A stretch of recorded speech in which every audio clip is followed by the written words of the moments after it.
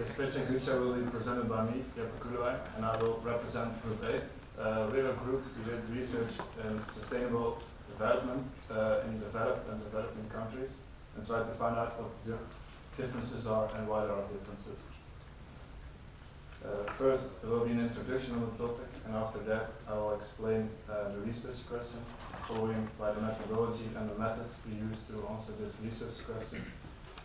And the results coming from these methods will be shown after that.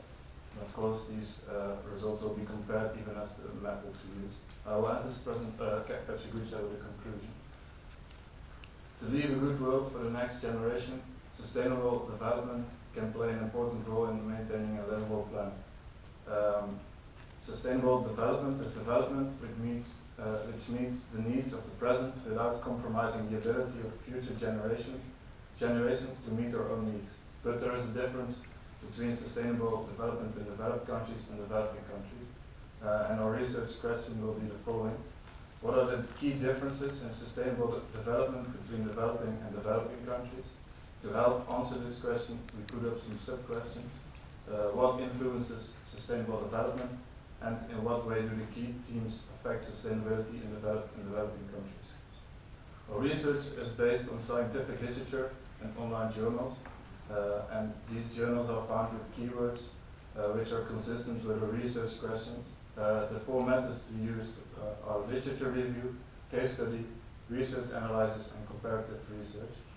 Case study is a detailed examination of a single case, example of a class of phenomena, and one case is described and analyzed with a single text. It is useful in the preliminary stages of an investigation since it provided hypotheses, which may be tested systematically with a larger number of cases, called the multiple case study. Literature review is an assessment of a body of research that addresses a research question. The purpose of this research review is to convey to the reader what knowledge and ideas have been established on a topic. The method's greatest strengths are that it enlarges one's knowledge about a topic and that it scans the literature efficiently. The journals with comparative research are being used to identify international differences between countries. They give answers to cross-related subjects and in a different context to reveal problems and their cause without subjective influences. Research analysis is a manner of literature review, and however, the research analysis looks specifically into articles to compare different articles. It focuses on summarizing different research and then comparing it to come up with new conclusions. The purpose compared to traditional literature review is to assemble a more complete set of knowledge about a subject.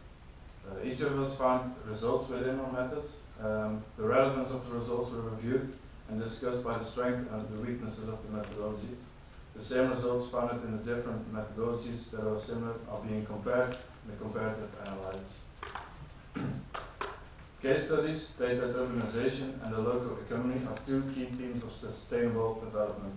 Knowledge is the last key theme, needed to improve the sustainability. This goes into two categories. First, social learning, aiming for a shared understanding of the problem, and second, data tracking, considering the use of a mathematical and graphical tool to support the decision-making process. Case studies, using the paper with literature review, we find that a key factor for sustainability is green energy. So to say, developing countries don't have the budget for green energy technologies. Their priorities mainly lay with keeping up with the expansion of their cities. The results and findings by the comparative analysis revealed two categories, which were similar in most of the papers. The key factors are based on the observation of data analysis in an article with the same parameters, so the conclusions are valid. A key factor is again the economy. Funds are needed to improve sustainable policies in developing countries. Making use of research analysis, we find that the key factor of differences between developed and developing countries are population and how this increases.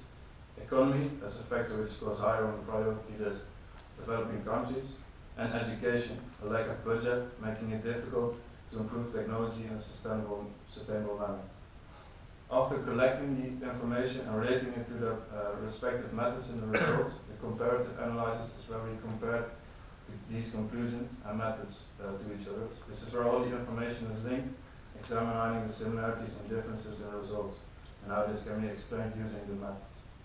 The three key factors we found and were common are population, economy and education. Population and economy were supported by all the methods. These key points are therefore not only noticeable when looking at the bigger picture, but also when looking at specific countries. By using the different methods, the information found is a lot more reliable and versatile.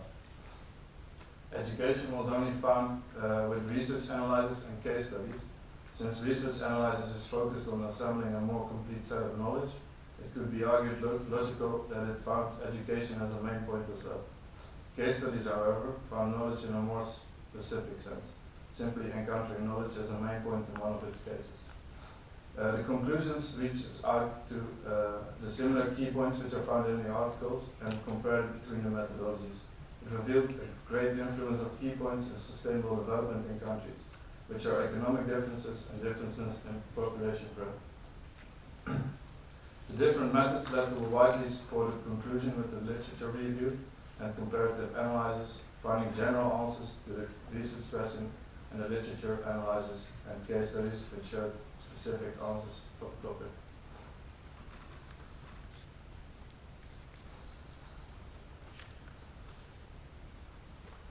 The key differences between developed and developing countries are population growth and the state of the economy. The results in developing countries not giving enough priority to sustainable development.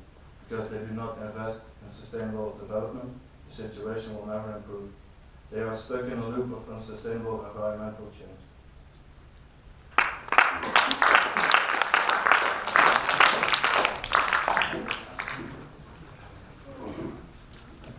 Thank you. Questions?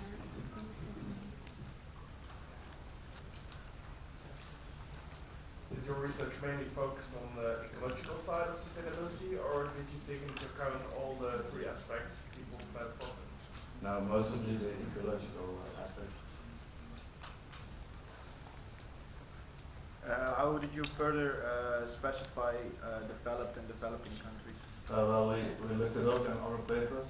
Yeah, it was a little too long to put it in the presentation, but developed countries, like, I don't know how to explain it. It's developed countries. It's really like a definition, like a half. Yeah. But Okay. it's more or less developed country is the countries that are way up in the top in economy, urbanization, development obviously. But, Okay, so it's not only based on, for instance, economy or our living standards, but it's like all together. yeah, so